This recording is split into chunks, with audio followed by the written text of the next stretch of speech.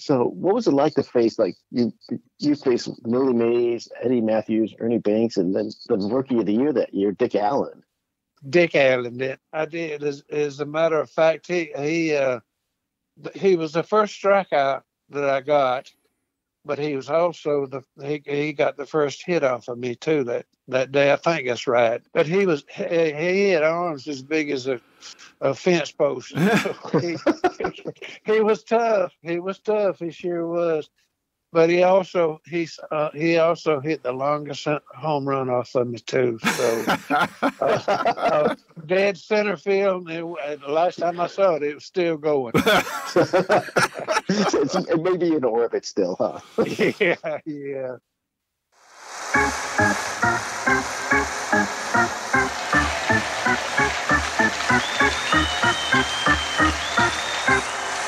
Welcome to St. Louis Cardinals Beyond the HOF, saluting unsung heroes, with your hosts, Tom Nance and John Crust. Welcome to Season 1, Episode 6. In that opener, you heard Gordie Richardson talking about his battles with Rookie of the Year Dick Allen back in 1964. Gordie, as you'll recall, was our featured player from our last podcast. Our initial plans for this episode were to share with you how the 1964 team was put together, but that episode, we'll produce that at a later date. If we're going to bring you an hour-long interview with Gordie, it's going to be split into two parts. Here's part one in just a moment. We hope you enjoy it as much as John and I did. So, yeah, I mean, I was so happy and excited that we were actually going to interview one of the, unfortunately, relatively few people were still with us from the 64 team that you would have thought I was speaking with Stan Musial. That's how happy and excited I was. Yeah, well, as you'll hear in the interview, I'd never spoken with a major league ball player for any length of time. It was a blast. I had a big smile on my face the entire time. Oh, yeah, so did I. It was just like in the stories and just how everything was off the cuff. We didn't have any pre-planning on this. He didn't know what questions we were really going to ask in specific. No, ordinarily, with somebody that we interview, we'd send them email them a list of questions. But Gordie and people of his age, they don't have internet access. So, yeah, he went right off the cuff. Yeah, and he was just great. I mean, the memories kept flooding back. And who he got to rub shoulders with. Yeah. And it's fun to watch him just throw out names. It wasn't easy tracking him down either. It's not easy tracking down older gentlemen that played 6 years ago. Because as you already pointed out, so many of them have passed away. But we did some detective work. We managed to locate them. You're going to enjoy the next 30 minutes here in part one. We'll do the remaining half of the interview in the next episode that comes out after that. But just to set this interview up, though, John, give our listeners just a brief recap of how important Gordie's role was with the Cardinals on their triumphant quest to become world champions. Yeah. So he was called up at the end of July. I think technically it was on the 25th to pitch on the 26th at a doubleheader in Philadelphia. It wasn't necessarily, they weren't going to know which was the first or second game. He thought he was going to pitch the second initially, and he ended up pitching in the first game of the doubleheader. And he did really well. That game, plus two other appearances against the Phillies in relief. One where he stymied them to send the game to extras, which the Cardinals won, and then another one where he stopped the Phillies from making a comeback in the bottom of the ninth. And all three of those games, those three relief games were in September, by the way, when the games became even more critical, especially concerning the Phillies, who the Cardinals were chasing at that point. Yep. And, just one of those three games, he doesn't perform. Cardinals would have been tied for second with the Reds, and it would have been the Phillies in first place. Could have been a very different outcome. When it mattered most, he was there. He did. So a very critical role, just as the other people that we've spotlighted in our previous episodes. They may not have known it at that time, but they only won that pennant by one game. Everything they did was important. And I'm sure that he was like one of those people, gosh, maybe we should have called him up sooner. Along with a host of other players. Right. That I'm sure the Cardinals wish we gotten him sooner. Wish we called him up sooner. Yeah. Well, and it worked out well. I'm glad he was there for the Cardinals in '64. Oh yeah, as we all are, as every single member of the Cardinal Nation is. So let's meet Gordie Richardson. Here's our interview. Hello. Hello, Gordie. How are you? Hello. Hi, Gordie. Can you hear me? Yeah. Just a second here. Hold on. Okay, I can hear you. Yeah. Hello. Hello. Hey. Can you hear all right now? Yeah, I got you now. Yeah. Okay, good. And I've got someone else here on the line. We're going to have a three-way call here. It's my co-host. His name is John Crost. John. Okay. Hey, Gordon, how are you doing today? Hey, I'm good, John. What about yourself? Oh, pretty good. It's a wee bit earlier here than it is in your area.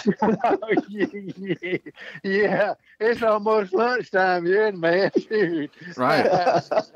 So we've got Mr. Gordie Richardson on the East Coast in Colquitt, Georgia, and I am in Western Illinois on Central Time, and John is in California on Pacific Time. So we got we're across the United States, gentlemen, having a conversation. How about that?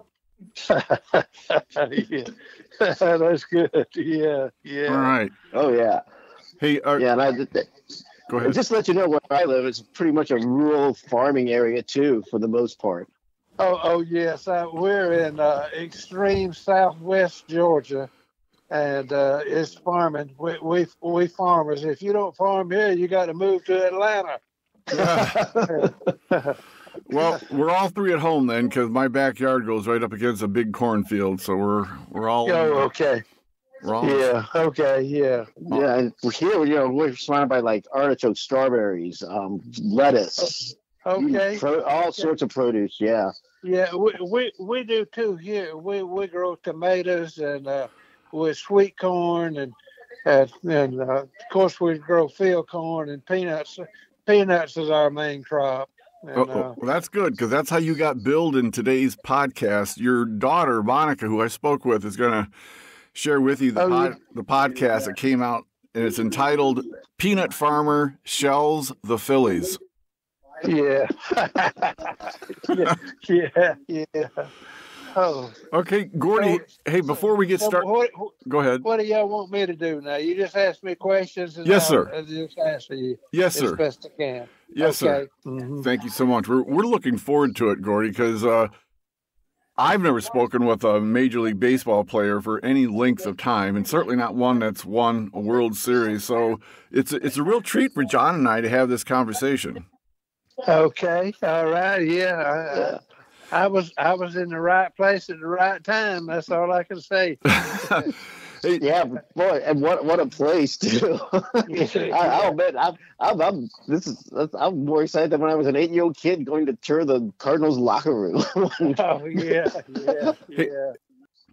So I'm going to give you a general idea of what we're going to ask you about. We're going to ask you about. We're going to start off with the '64 season. Ask you for what memories you've got of your time there and your experiences and some of the guys you rubbed shoulders with, and then we'll move on to some of your life after baseball too. Okay. Because all right. we'll end up with talking about that swamp gravy. Yeah, swamp gravy. It's really. We really have a good time with it. It's true stories, and they make a play out of it. I bet. Yeah. We want to start by wishing you an early happy birthday. You were born July 19th, 1939. Is that correct? That's correct. And you're going to be how old? Well, do the math for me. You're going to be how old? I'll be 85. 85. So we're going to ask 85. You to walk us back through 60 years of memories. Oh, Lord, yeah. Lord. Well, I've always been a baseball fan, and of course, Ted Williams was my favorite when I was a boy.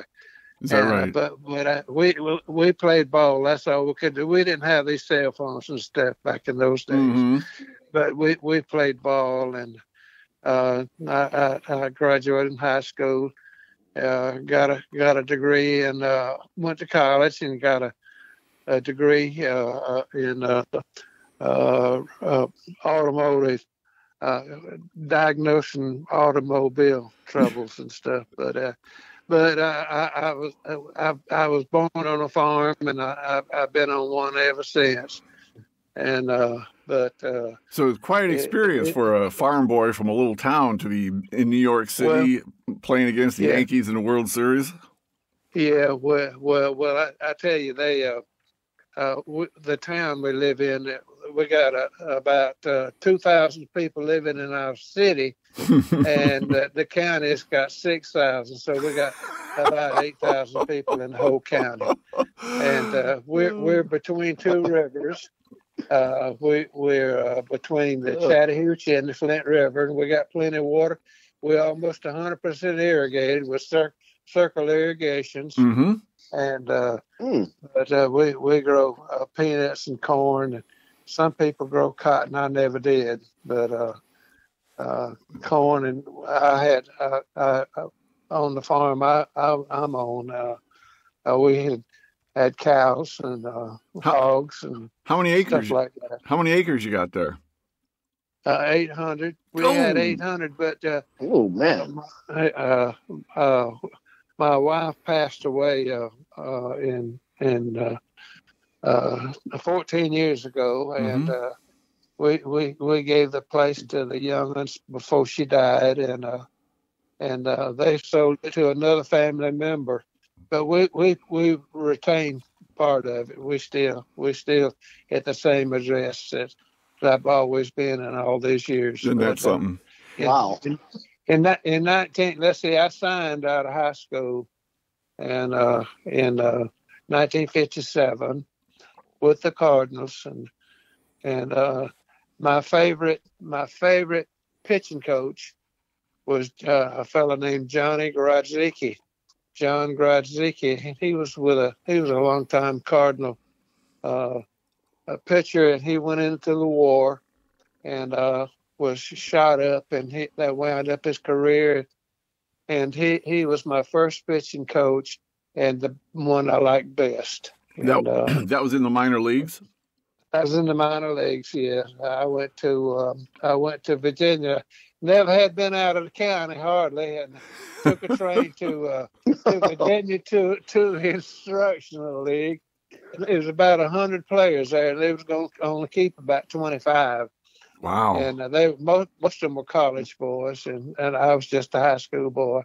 But I made the 25, and then I wound up in Albany, and I run across Mike Shannon. He and I started together. Oh man! Yeah. How about he was just fresh out of high school too, wasn't he? Yeah, I think he was going to go to Missouri to football. I think he was a football player too. That's right. Yeah, no, he was actually quite the athlete in high school. Yes, he was. Yeah. He was an excellent athlete. He was a big boy. Mm. And of course, he was the first Cardinal player that I knew. Yeah, we started together. And, so he was we played in Tulsa together. But he was the one I knew best, was Mike Shannon. Yeah. So it was nice to see a familiar face then when you finally got called up to the major leagues. That's right. I got called up. I was at the International League in Jacksonville, and Harry Walker was my manager, and I didn't like Harry Walker a whole lot, but anyway, he sent me to the big leagues. I had pitched in Atlanta and I pitched a shutout. Atlanta was I think it was a Milwaukee team at that time, but then he was going to pitch me in the second game too, but St. Louis says no. Yeah. But anyway, when he told me that I was going to the big leagues, was crossing the border, going to Toronto, for sure. And then I didn't pitch that. And I went on to Philadelphia, where the team was, and the rest is history, I guess. I tell you, we're going to talk about your game.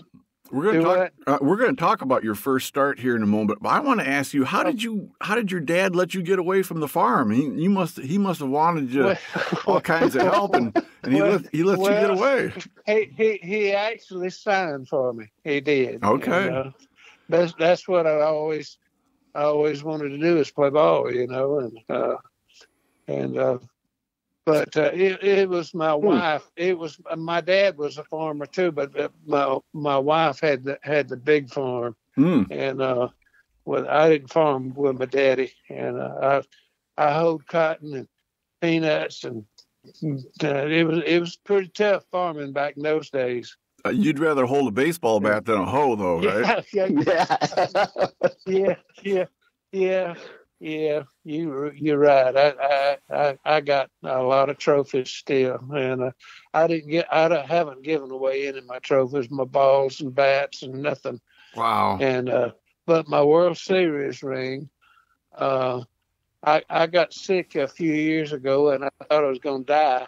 Oh. And so my oldest son, I gave him my ring then. So I wanted to make sure he got it, you know. Oh. But all the rest of the stuff I have, except the ring. But still in good hands, though. That's what's important. Yes. He lives here by me anyway. I see him every day. That's good. That's good. That's awesome. Yeah.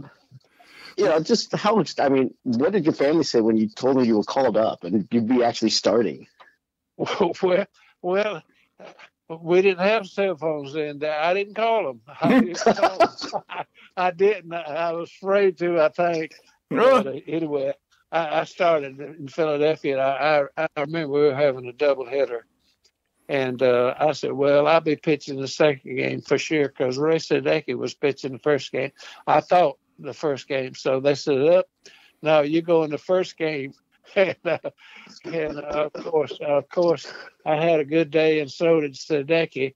And that's when we turned around and started climbing back into the playoff picture. Yeah. How did what was your emotional state? You're a rookie. You're 25 years old, and you're this farm boy from a very rural area, and here you are in Philadelphia pitching against the Phillies, trying to, like you said, get back into the race. Did you have butterflies? Were you nervous? Were you? Oh yeah. Oh, sure. But the night before, I got into Philadelphia the night before, and I sat in the dugout with Kurt Simmons and. He went over everything with me, went over the hitters and stuff. But I was nervous, to say the least. I was really, really nervous. Yeah, that's understandable. The research that John did, he found out, or he was told through his research, that after you walked the first guy and got to a 2-0 count on the next one, that Boyer from third walked up to the mound and said, "Calm down." He did. He did. He settled me down. He sure did. And I didn't know him. I knew who he was, but I'd never met him or anything. And he walked over and told me, just take it easy. Settle down. And I did. I think I went about five innings without giving up a hit. So that is awesome. Wow. I can imagine Ken Boyer. Ken Boyer's walking back to third base after he talked to you. Oh man, I don't know if this farm boy's going to do the job or not. He's freaking out. That's right. But now, were your parents? I was just saying. Go ahead. You had said how it's nice to have an infield like you didn't have in the minors. That's correct. That is right. I couldn't believe that how much ground they covered. With Flood and Brock and all those guys. And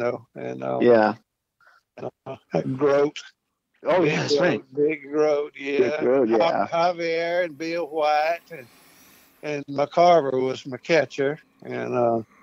So we had a good team, but we just jailed together. After that, we just it was the same time that Being Divine and them were on the way out, and it was going to get. I guess Johnny Keane was going to get his way out, but and then after the season, I read Shane Diggs told me I was going to be a starter for the next year, and then the next thing I knew, I was traded on December the 4th or something like that, and to the Mets, but the Cardinals was. That's a great city to play in. It sure is. Yeah, and whenever I get a chance to go down and catch a game, I do. But I want to go back to that game just for a little bit longer.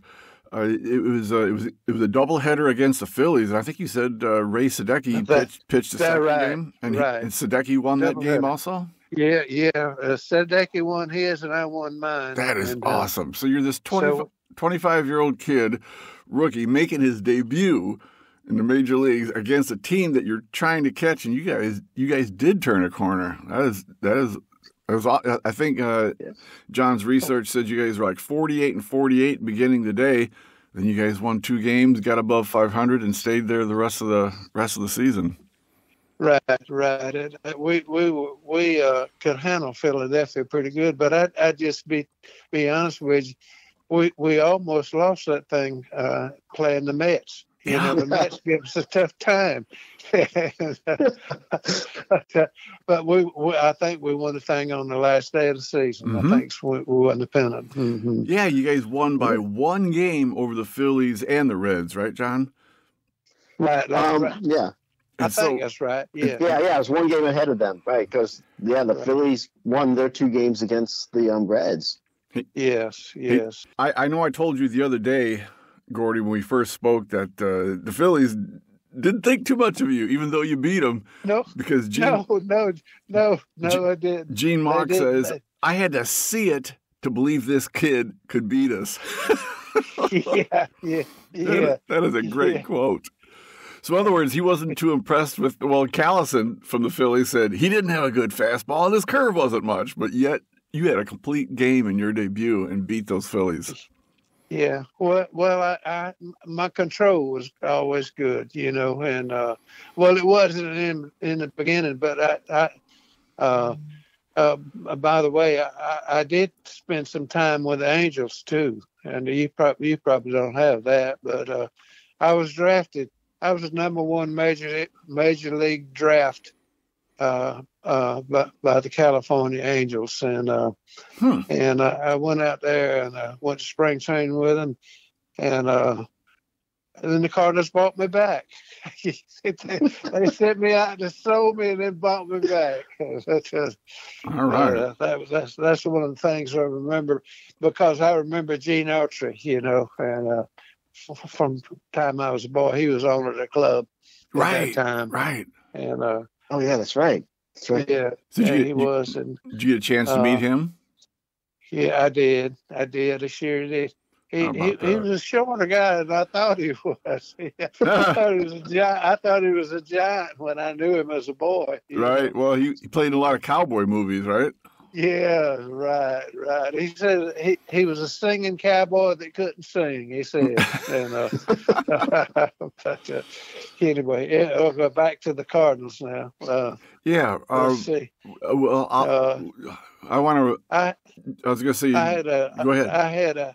I knew some of the Cardinals that I used to know. Jerry Buchek was one of them, and I played with him, and he's passed away now. Jerry has. Mm-hmm. A lot of your peers have. You remember him, Jerry Buchek? I don't. Oh yeah. Yeah, you remember Jerry? Yeah. I do. A little bit, yeah.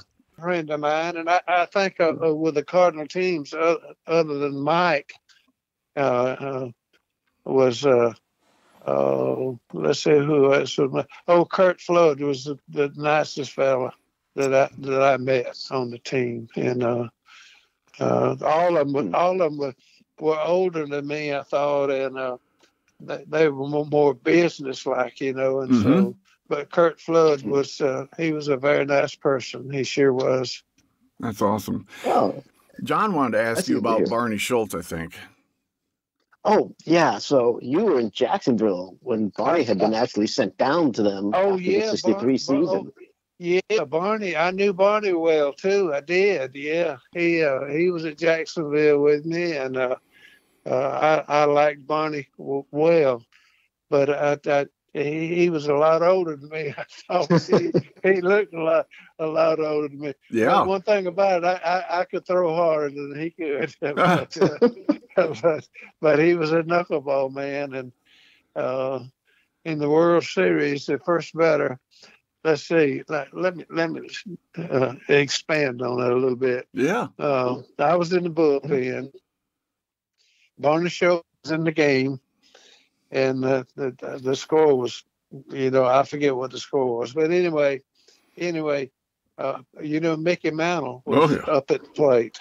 My goodness, yeah, Mickey Mantle was at the plate, and Barney, he was like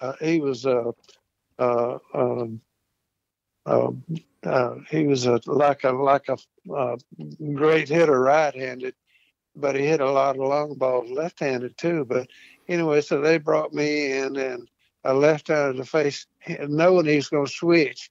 He switched over right and hit a double down the third base line. That's my first encounter with Mickey Mantle. I got to assume a lot of people had first encounters like that against Mickey Mantle. Yeah. So what was that like, though, to step into the stadium that Ruth built, to be in New York City, the World Series, all the hoopla, the media, the crowds, and you're playing against the storied, legendary New York Yankees? That must have been just quite an experience. It was a thrill for me, and I had no idea that I'd be in a World Series game. I did not. Wow.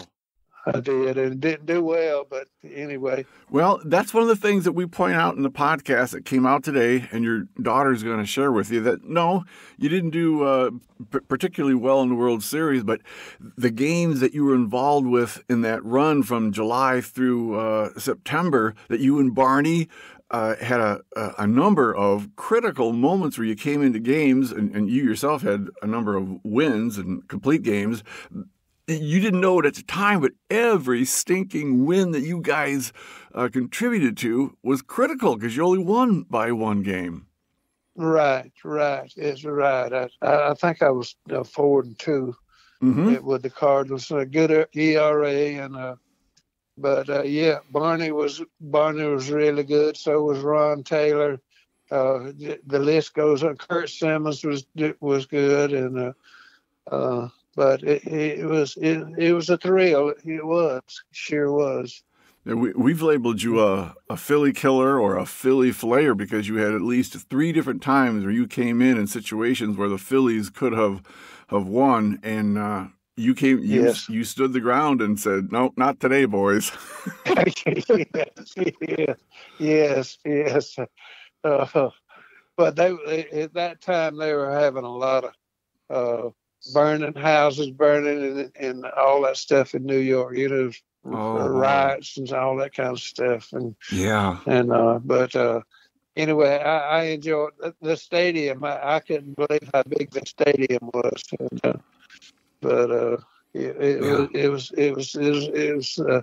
It was an honor for me to be with the Cardinals. It sure was. So you brought up the subject of rioting, and obviously, of course, the '60s was a very tumultuous decade. Philadelphia, it was really bad in Philadelphia. How did the African Americans, the blacks on the team, deal with all that? Were they under a lot of pressure, or did they get a lot of? No. The funny thing about that, we would take a bus, out to the ballpark from the hotel. And what we did, we put all the white players sit in the back, and our colored black players sat up at the front, so nobody would shoot us. That is awesome. that was really fun. That was funny. That was smart. Very smart. Yeah. And obviously, there was camaraderie among both whites and blacks in your team. That's right. Yeah. It was no animosity at all. on the ball team. Yeah. That is awesome. That is awesome. Good to hear. I have a couple of quick questions here. So, what was it like to face, like, you faced Willie Mays, Eddie Matthews, Ernie Banks, and then the Rookie of the Year that year, Dick Allen? What was that like? I did. As a matter of fact, he was the first strikeout that I got, but he was also he got the first hit off of me too that day. I think that's right. You know. Who are you talking about? Yeah. he was Rich Allen to me. I don't know what he's changed his name to. Dick Allen, didn't he? Or something? Yeah. Yeah. Okay. Yeah. But he had arms as big as a fence post. He was tough. He sure was. But he also hit the longest home run off of me too. So dead center field. The last time I saw it, it was still going. It may be in orbit still, huh? Yeah. Ah, that's awesome. Do you have any memories, like John asked, about Willie Mays or Ernie Banks or Eddie Matthews? Well, I faced Willie Mays when I was with the Angels. Okay. And he grounded out to first base. That's the only time I faced Willie Mays. So that I can remember. And, hey, you don't want to. If you got Willie Mays to ground out to you, you don't want to remember anything else. That's awesome. Yeah, that's true. Yeah. Oh, that's funny. I mean, he just obviously passed a couple of weeks ago. You could have gone to the coffee shop and said, "Yeah, Willie Mays. Yeah, I knew him. I got him to ground out." Yeah. Somebody asked. People ask me all the time, "Did I know this and that and the other?" You know, but I did. Wow, great. Wow, you've rubbed shoulders with all these people that John and I have read about and watched in black and white replays on TV. That's you're a great time machine. Yes, right. I did. I had a great time, but you know, I made a remark after I was traded to the Mets that somebody asked me, you know, what it was like, and I said, well, I enjoy playing here, but it's like a rose bush. It's got a pretty flower, but it's got some thorns in there too. So you know, it was being gone from your family for 2 weeks at a time and stuff. And it's pretty tough, especially with I had one daughter in St. Louis and a little girl, and I moved to New York and I still had her. And I want to tell you something that's amazing in New York. She had a little poodle dog. And we live in a house, and it had fence around it too. And somebody stole my dog. Oh, stole her dog. But we had two little girls that used to babysit for us, and they were about 13 years old. And they told me, Mr. Gordon says, we're gonna find that dog. This is in New York. This is in New York, mind you. So they got out, got looking for that dog, and you know what they did? They found that dog and stole him back and brought that dog home to me. Oh, my. That's amazing in New York City, you know? Absolutely. Yeah. Wow. But I'm mixing in St. Louis with New York, so I hope you don't mind. Not at all. No, not at all. Tell us, what do you remember of the final day of the season when the Cardinals clinched the pennant? Were you guys listening to the radio? Because I think a team had to lose to prevent a tie. And was there excitement in the clubhouse? There's excitement in the clubhouse.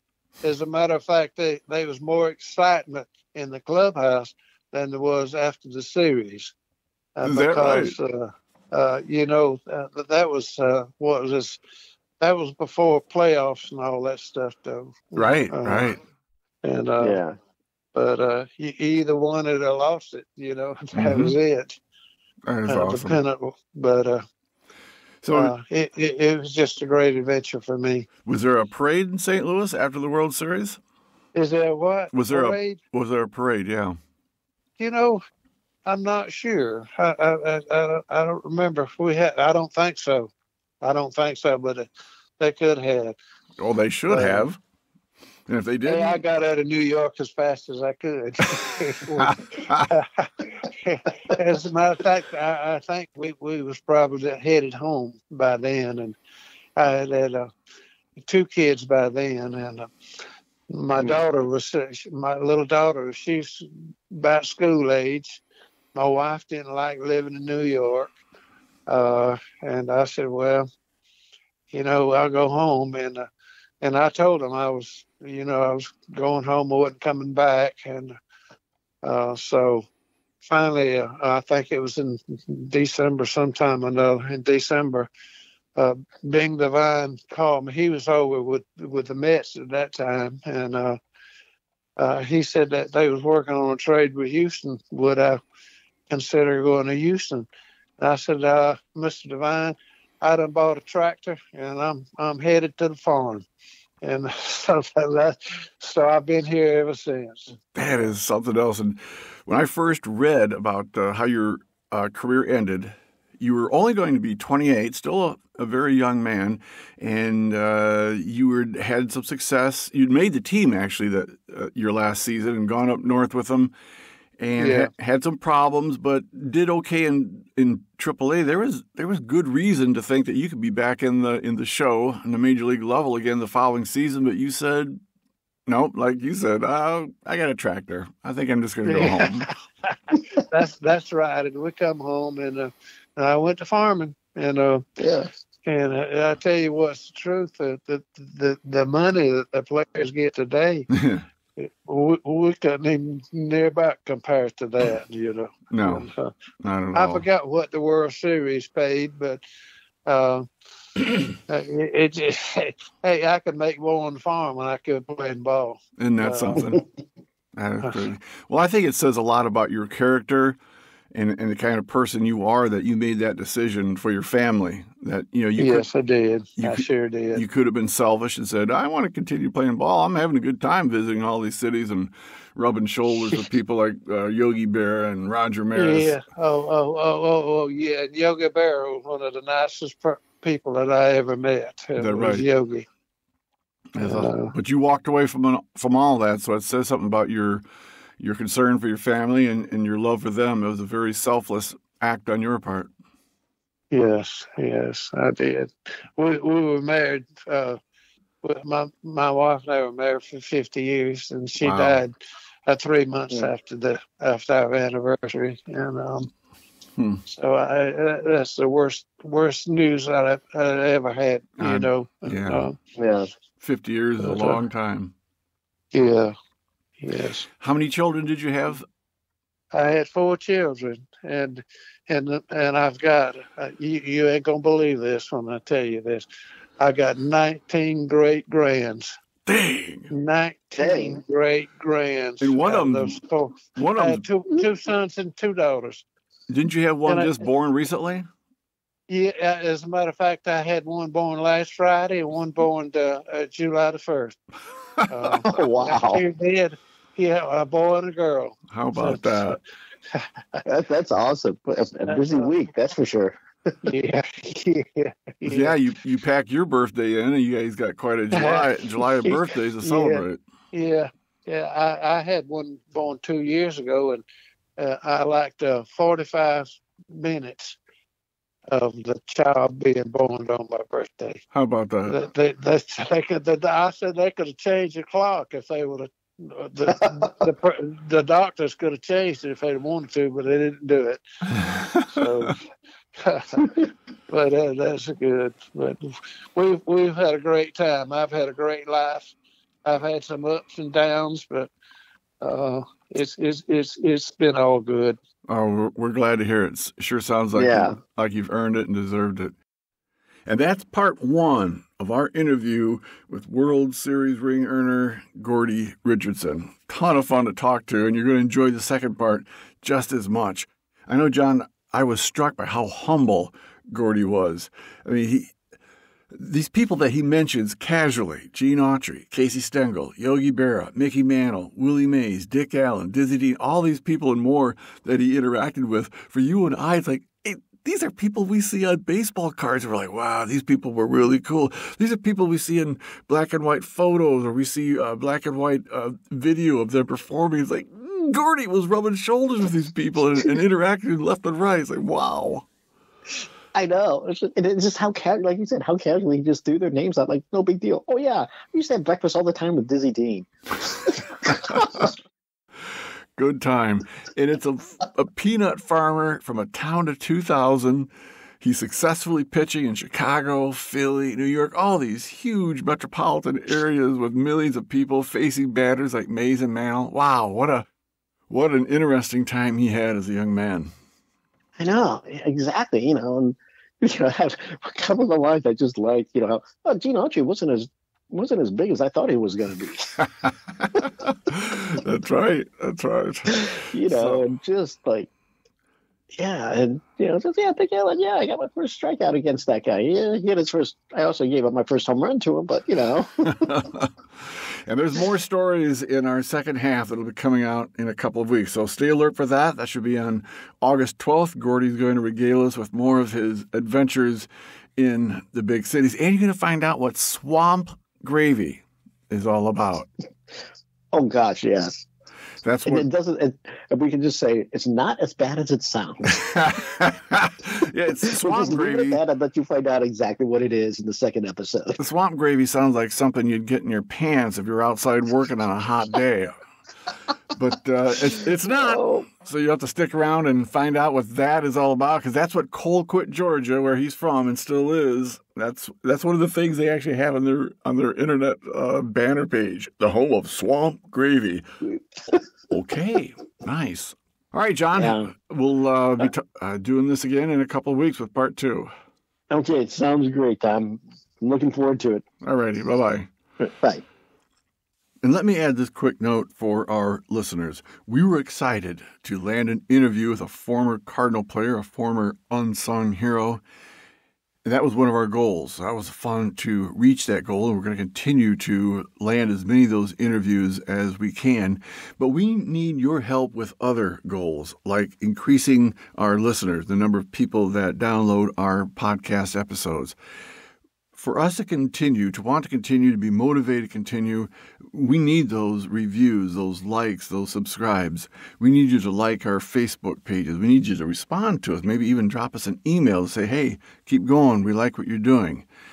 Whatever podcast platform you're using, whether it's Spotify, Audible, Odyssey, iHeart, they vary in the way that you can respond, but your response is important. So if you can leave a review, and you can't on all platforms, but if you can on the one you're using, please leave a review. If you can subscribe, do that. If you can like it, do that. If you can leave a comment, do that. That would all be greatly appreciated. And share these episodes with other Cardinal fans that you think might want to hear about saluting unsung heroes and going beyond the Hall of Fame. And we thank you for that effort. Thanks for listening to this episode of St. Louis Cardinals Beyond the HOF, saluting unsung heroes. Please share this podcast with others and subscribe so that you are alerted when episodes are published. Our episodes will be published bi-weekly on the second and fourth Monday of each month. Leave a review when possible. We welcome your feedback by email about how we're doing and what bench jockeys you'd like to see featured. Our email address is TommyJohnSTLCardinalsPodcast@gmail.com. It's all lowercase, Tommy, Tommy, John, Jon, STL, Cardinals Podcast@gmail.com. Go Cards!